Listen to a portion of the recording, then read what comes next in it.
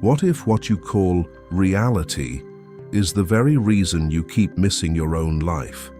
The question may sound absurd, even slightly unsettling, because when you look at the money you have, the failures you have endured, the opportunities you have lost, or the very real limits of your circumstances, you have every reason to believe that you are simply facing the truth. Yet from Carl Jung's perspective, it is precisely at this seemingly clear-eyed point that the unconscious may begin to intervene, leading you to mistake conclusions born from fear for the truth of your life. The problem often begins quietly. After being rejected a few times, you start becoming cautious even with your own desires. After failing a few times, you begin to make your dreams smaller, so you will not have to face the pain of not attaining them. Over time, that caution becomes so familiar that you start calling it reality, because that name makes everything feel more reasonable than admitting that your past is still guiding you. So where does reality truly end? And where does the unconscious begin to borrow the voice of reason in order to keep you confined within a life that has become too small? In this video, we will begin a Jungian journey to see this mechanism more clearly. Not to deny the outer world, but to recognize the place within you that learned to give up too soon.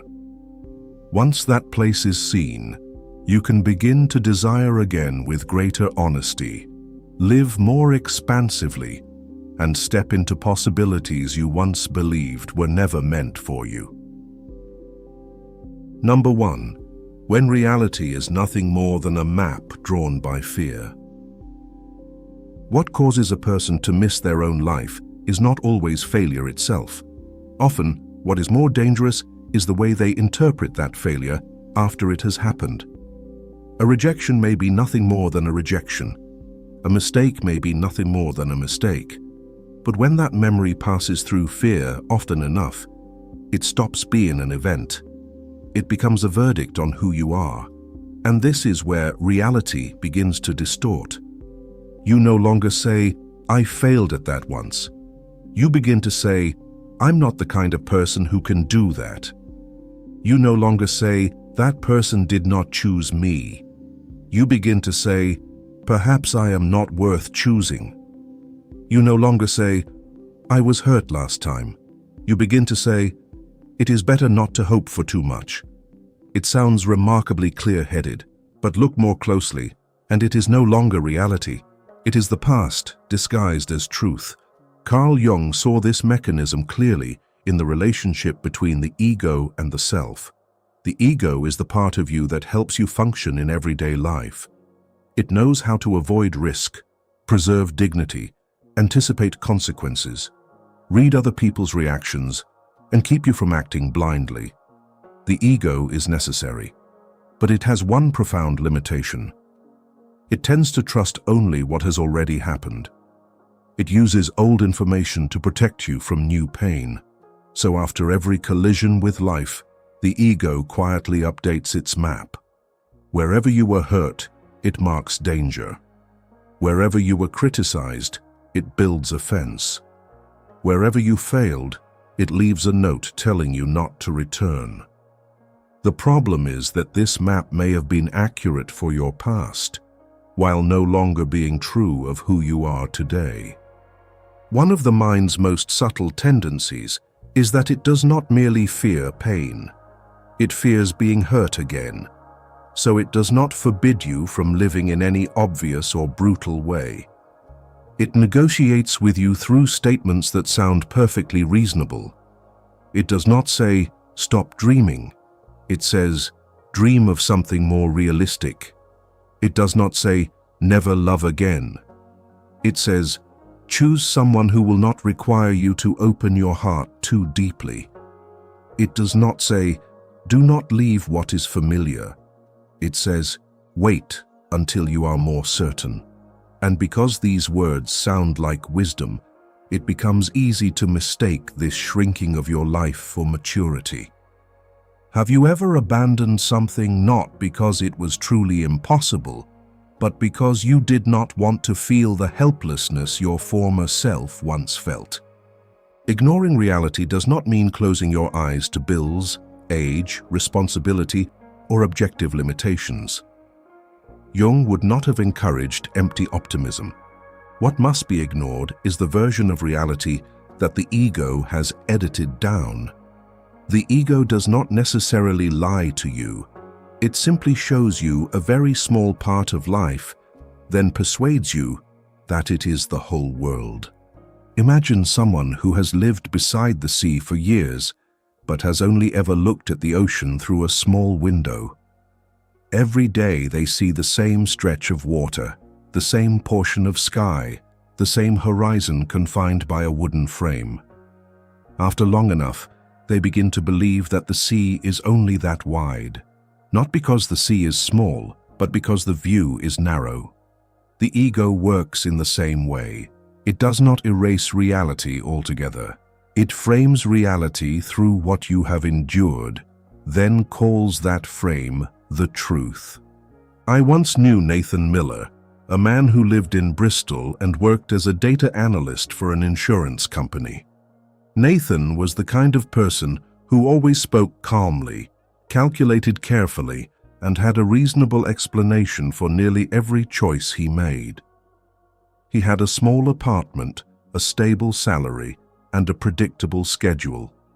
From the outside, nothing appeared alarming. Whenever I saw him through an old mutual friend, Nathan would say, in a voice that sounded almost exhausted, that he had nothing to complain about. Yet every morning he would remain in his car for another 10 minutes before walking into the office. It was not because he clearly hated his job. It was not because his life was falling apart. It was simply that, before opening the car door, he always felt as though he were about to step into a day written in advance by someone he no longer was.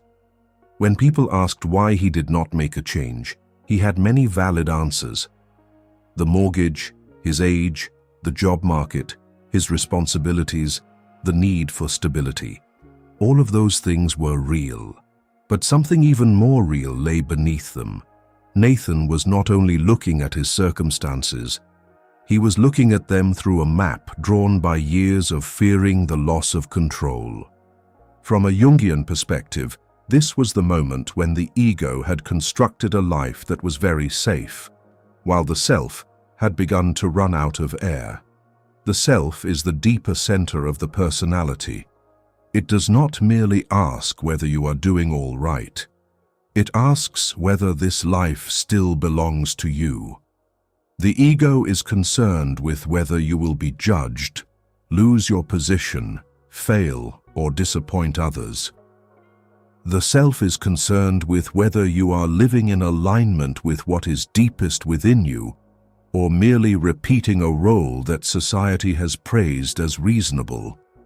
Jung once wrote, "The privilege of a lifetime is to become who you truly are." The greatest privilege of a human life is not to remain perfectly safe, but to become who you truly are.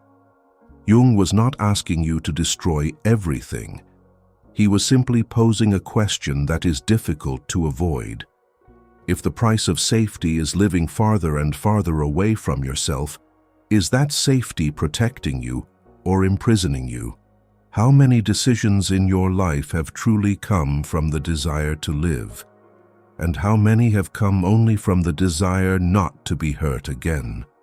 That question is uncomfortable, but necessary, because once you recognize that the ego is using an old map to guide a new person, you no longer have to treat every limit in your mind as destiny. You begin to see that some things may have been true for an earlier version of you without still being true today. Some doors may once have closed, not to prove that you were unworthy, but simply because, at the time, you did not yet have the awareness, the strength, or the honesty with yourself required to walk through them. Reality does not disappear when you stop believing the map drawn by fear. Reality simply becomes wider. You do not become more delusional. You become more precise, because for the first time, you can distinguish between the facts of life and the interpretations created by pain, between warnings that deserve to be heard and echoes of a past that no longer has the right to rule your future. When this happens, you do not receive everything instantly, as if by magic. But one thing can change very quickly. You stop closing doors on yourself before the world has a chance to open them.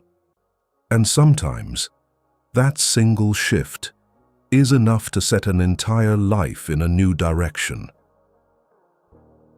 Number 2. The world you see may only be a wound cast onto reality. A door may already be open, yet you still see it as a place where you will be hurt. Someone may approach you with genuine sincerity, yet you hear in their kindness a sign that they will eventually leave. An opportunity may truly appear, but instead of seeing possibility, you see only the risk of making a mistake and being exposed. At that point, the problem no longer lies in the reality before you. The problem is that an old wound has placed itself between you and reality, like a pane of glass cracked long ago, bending everything that passes through it before it can reach you.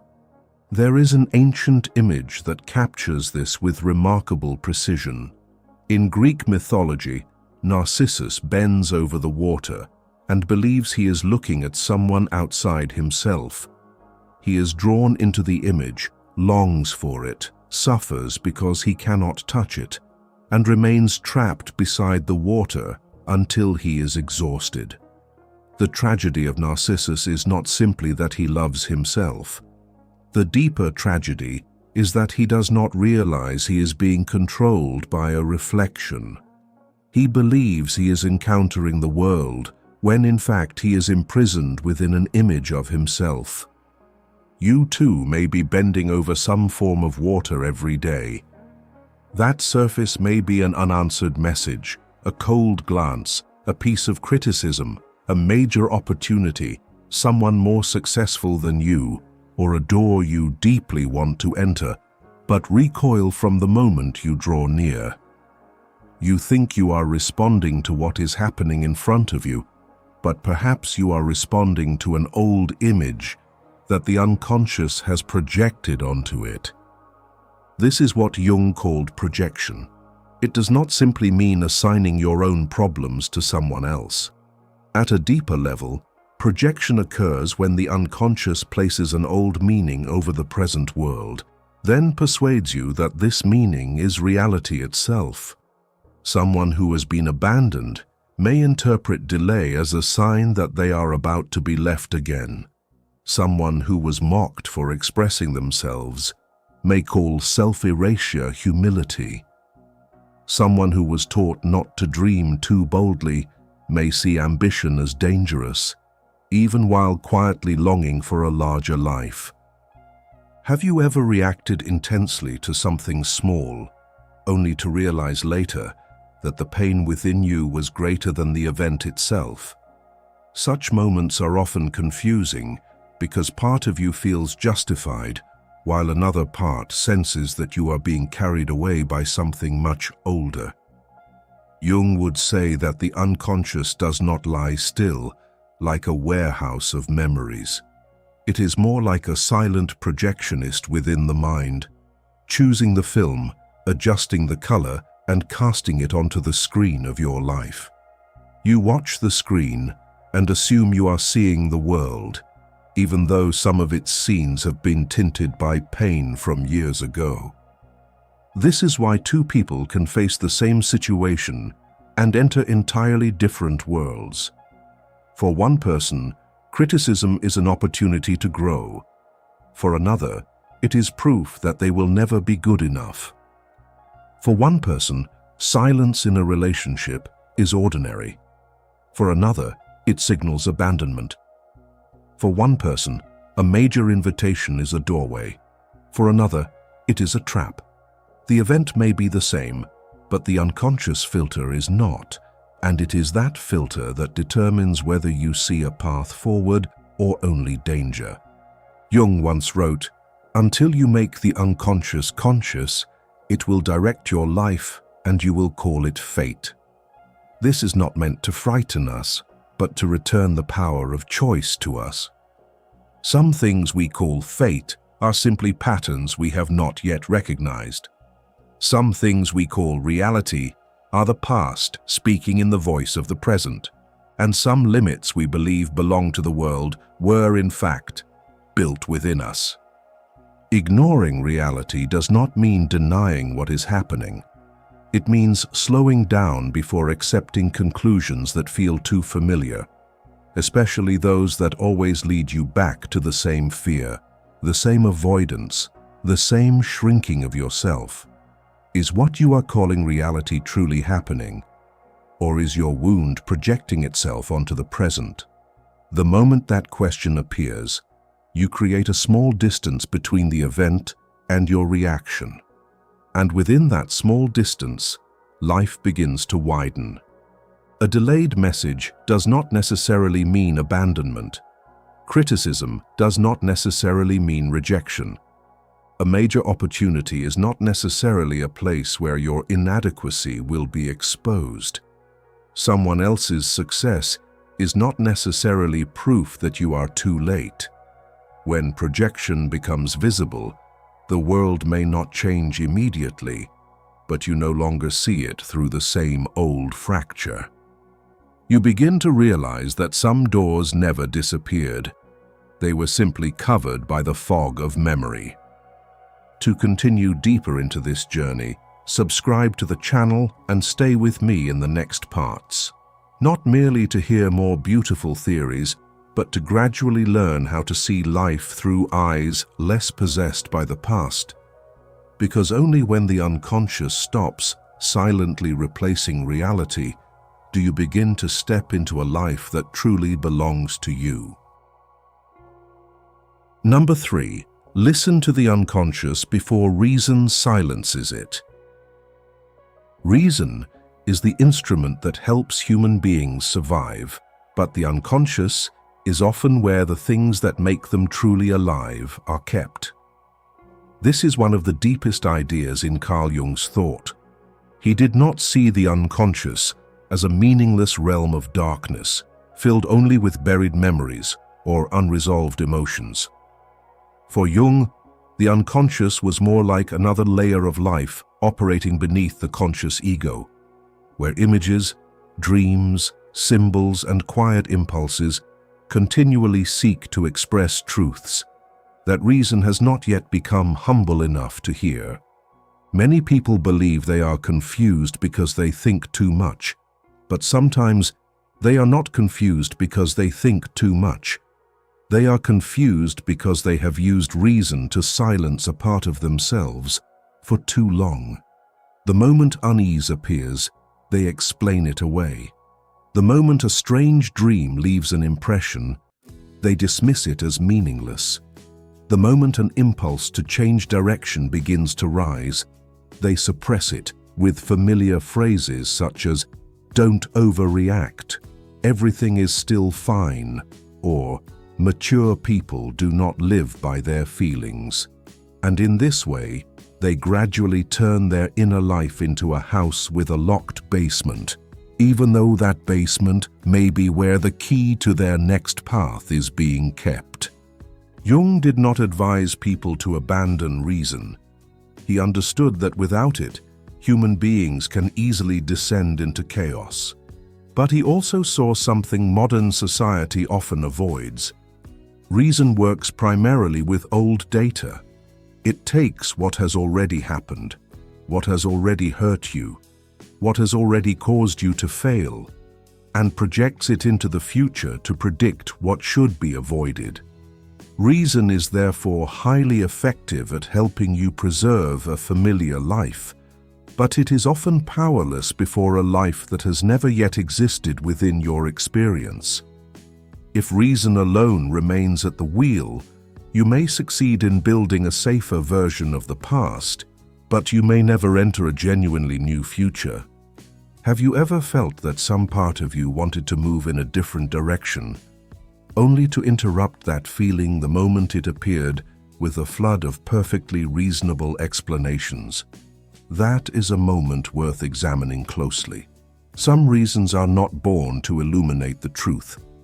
They are born to protect you from having to change.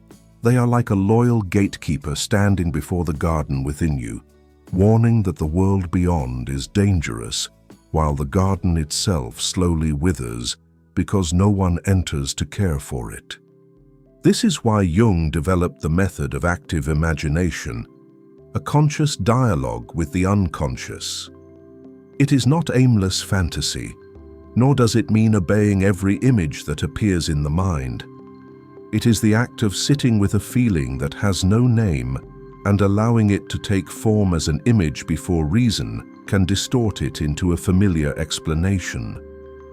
Sorrow may appear as an abandoned house. Stagnation may appear as a boat anchored for too long.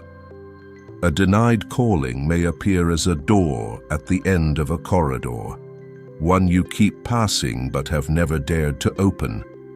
Jung once wrote, "Your vision will become clear only when you can look into your own heart." Clarity does not come only from looking outward at the world, but also from having the courage to look at the images within that you once dismissed as irrational. The unconscious does not speak in plans. It does not present itself through statistics. It does not explain itself like a report. It speaks through dreams, recurring feelings, symbols that refuse to leave you, and the unease that appears precisely when you are trying to convince yourself that everything is still fine. The story of Jonah in the Bible is a powerful image of this state. Jonah is called in one direction, but boards a ship heading the other way. He believes that by putting enough distance between himself and that calling, life will become quiet again. But a storm rises, the ship loses its course, and Jonah is swallowed by a great fish. The belly of the fish is not merely a place of darkness. It is the place where the ego is stripped of control. It is the depth in which a person can no longer use schedules, explanations, or familiar words of reassurance to escape what they have known for a long time, but have been afraid to admit. In your life, the belly of the fish may not be a dramatic crisis. It may be a period in which everything still appears fine on the outside, while something within you slowly goes dim. It may be a job that is not wrong, a relationship that is not bad, a path no one objects to. Yet the farther you follow it, the more you feel like a spectator in your own life. And the most painful part is that you have no clear evidence with which to explain it to anyone. You only know that something within you no longer agrees. Could it be that sometimes you do not truly need more advice, but enough stillness to hear what you have known for a long time? This is where active imagination becomes an entrance. You do not need to force an answer to appear immediately. You only need to ask the feeling. If it were an image, what would it look like? If it were a character, what would it be trying to say? If it were a door, what part of you would it lead toward? The practice sounds simple, but it demands profound honesty, because it requires you to stop treating your inner life as an inconvenience that needs to be cleared away. Some things reason calls unrealistic are simply things that have never existed on your old map. Some desires dismissed as irrational are actually signs that a part of you is asking to be lived. And some strange dreams do not come to confuse you further, but to place before you a symbol that, in daylight, you have not yet had the courage to face. When you begin listening to the unconscious in this way, it is not only your direction that changes. your desires begin to change as well. You may realize that some of the goals you have pursued were never truly yours, but were chosen because they made you feel recognized, secure, or closer to an image that others could easily accept. And when the deeper voice is finally heard, you do not merely learn how to attain what you want more quickly. You begin to confront a far more difficult truth. Perhaps until now, you have been wanting the wrong things. Number 4. You don't get what you want, you realize you've wanted the wrong thing. This is one of Jung's boldest ideas, and also one of the most difficult for many people to accept. We are accustomed to believing that pain comes from not getting what we want. But Jung would ask a different question. What if what is hurting you is not that you have failed to attain it, but that it was never what you truly needed in the first place? This does not mean that all your desires are false. The issue is that many of the desires we carry through life do not arise from the truest center of who we are. They are born from inner absences, old wounds, and unconscious agreements you made very early in life, then forgot you had ever made. Some children grow up learning that they will only be noticed when they achieve. Some discover that they will only be loved when they behave. Some feel invisible within their own families. Years later, these lessons no longer appear as memories. They sink into the unconscious and begin directing life from beneath the surface. People call them personality, ambition, or personal standards. But sometimes they are simply an old child still trying to complete a negotiation that never truly ended. This is why some people throw themselves into work with an intensity that leaves them exhausted, yet continue to call it passion. Some cannot stop pursuing money, not because they truly love wealth, but because beneath it all, they are terrified of feeling small. Some spend years trying to make someone love them, not necessarily because that person is so extraordinary, but because they are attempting to repair an abandonment wound from long ago. What matters is that all of these desires feel completely real. When you are inside them, you believe they are yours. You do not see the wound. You see only the goal. This is why Jung devoted much of his life to studying individuation, the process of becoming a more whole human being. The purpose of this process is not to turn you into a machine capable of obtaining everything you want. It is to help you recognize who within you is doing the wanting. Does that desire come from life seeking to expand, or from a part of you trying to compensate for what it lacks? Does it come from the self, or from a wound dressed in the clothing of ambition? A clear example can be found in Gatsby, the central figure of the novel The Great Gatsby. Gatsby spends nearly his entire life pursuing Daisy. From the outside, it appears to be a love story. But the more closely you look, the more you see that he is not pursuing only a woman. He is pursuing a symbol. He is pursuing an image in which, if Daisy chooses him, the value of his entire life will be confirmed. If she loves him, every deficiency will be erased. If he can have her, the past will be rewritten. But no human being can do that for another. Gatsby's tragedy is not that he fails to keep Daisy. His tragedy is that he gives Daisy a role that was never hers to fulfill. He turns her into a vessel for a longing far deeper than she could ever contain. And when that image collapses, the entire structure of meaning he built around it collapses as well. At some point, you may look back at a goal you pursued for years and realize that what you were seeking was never truly there. What you wanted was the feeling of being seen, chosen, recognized, or finally reassured of your own worth. If you have ever touched that moment, leave a comment. I understand myself now. It is only a short sentence, but sometimes it marks the beginning of your ability to distinguish between what you genuinely want and what your wound is asking to have replaced. What is remarkable is that as a person moves closer to who they truly are, desire does not disappear. They still want success, love, and a life of abundance.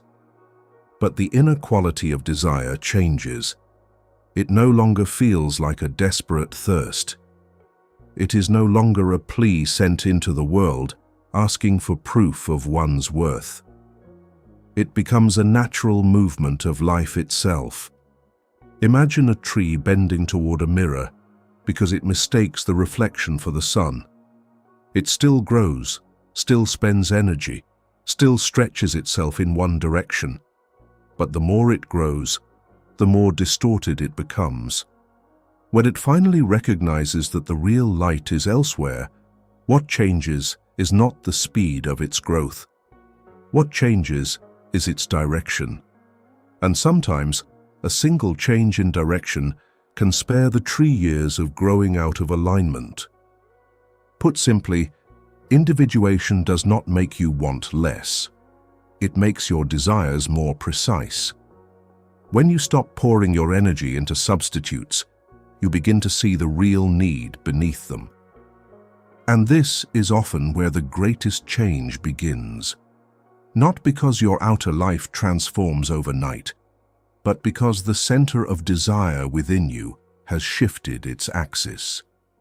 Once you recognize that you have been living according to an old unconscious agreement, you can no longer believe in it as completely as you once did. And strangely, when desire becomes more precise, life often begins to produce movements that others call luck.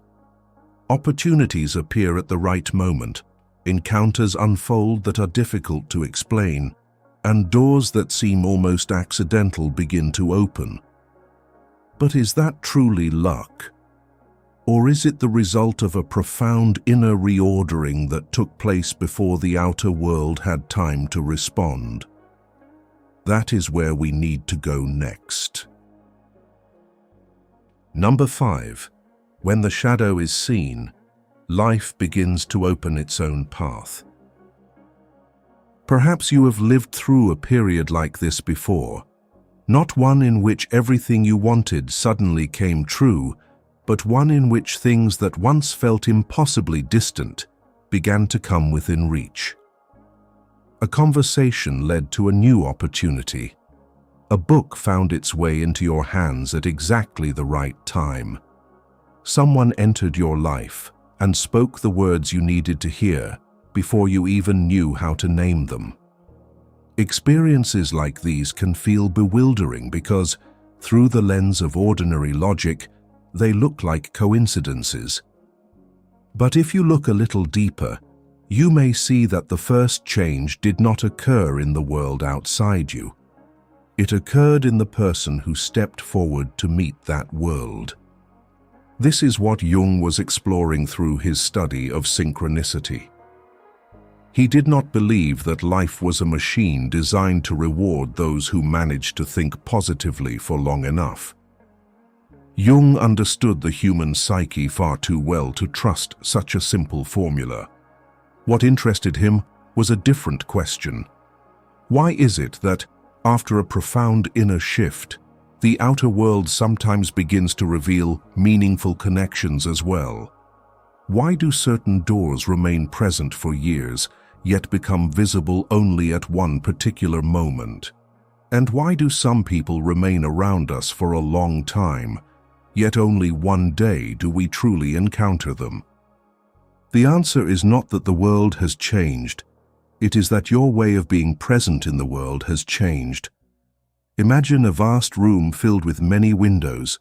For years, you stand in one corner and look outside through a single narrow pane. Then one day, you move to a different place. The landscape beyond may be exactly the same, but what you are able to see has changed completely.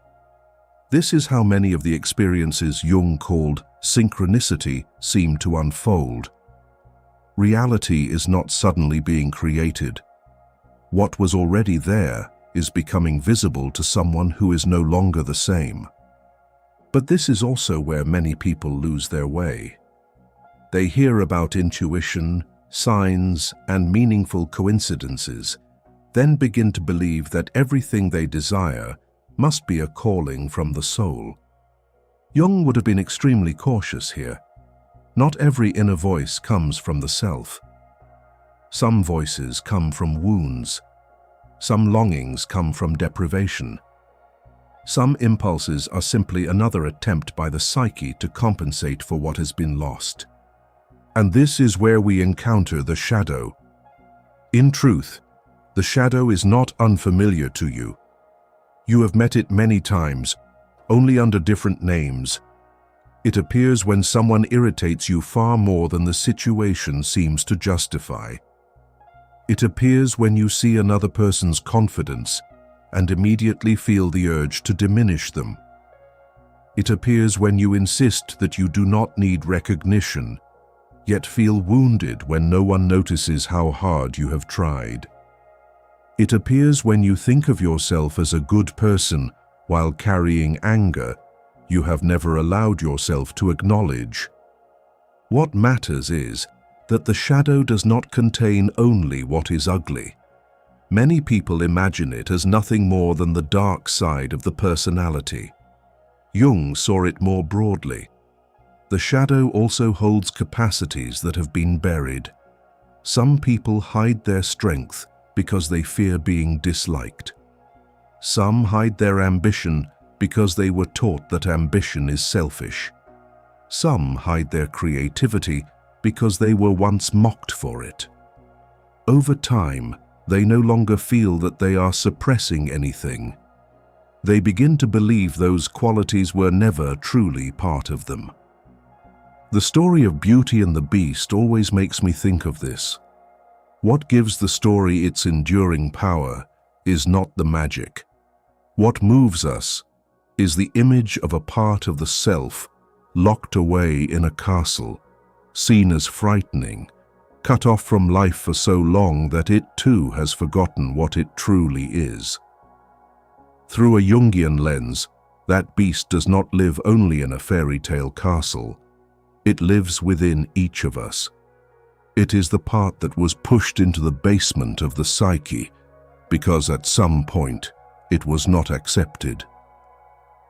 And here lies the paradox. The part of yourself you most try to avoid is often the part holding the key to what you most deeply seek. The person who continually avoids anger may never learn to create healthy boundaries. The person who denies the need to be loved may never become truly intimate with anyone. The person who always tries to appear humble may in fact be hiding from their own power. The person who endlessly plays the role of the understanding. One may be concealing a grief that was never given permission to speak. Jung once wrote, "One does not become enlightened by imagining figures of light, but by making the darkness conscious." Human beings do not mature by merely imagining the light. They mature by bringing the darkness into awareness. This is why Jung did not teach you to leap over the darkness in order to reach a better version of yourself. He taught you to walk through it. And when that begins to happen, a strange change appears. You no longer have to spend so much energy fighting against yourself. Before, one part of you wanted to move forward, while another quietly pulled you back. Before, you said you wanted love, while fearing what would happen if you were truly seen. You said you wanted success while being afraid to stand out. You said you wanted freedom while clinging tightly to what was familiar. Your energy was divided against itself. When the shadow is seen, that division begins to end. This is why, from the outside, everything can look like luck. Other people see the right person appearing, the right opportunity opening, the right door becoming unlocked. They do not see the years you spent sitting with fear, shame, and the parts of yourself you once refused to claim. They do not see the invisible work that took place within you. They see only the result. But you know what truly happened. Life did not suddenly clear the path for you. You simply stopped standing in your own way. When you can see the ego protecting itself, recognize the unconscious projecting the past onto the present, learn to listen to the deeper signals within you, and become honest enough to question what you truly want, you begin to live from a different center. That center is not loud, but it is clearer. It does not promise that everything will arrive immediately, but it helps you stop wasting your life on paths that no longer belong to you. After this video, what matters is not that you immediately change your entire life. What matters is that, from today onward, whenever you call a limitation reality, you will know to pause and ask, is this the truth, or merely an older part of me that is afraid to move forward?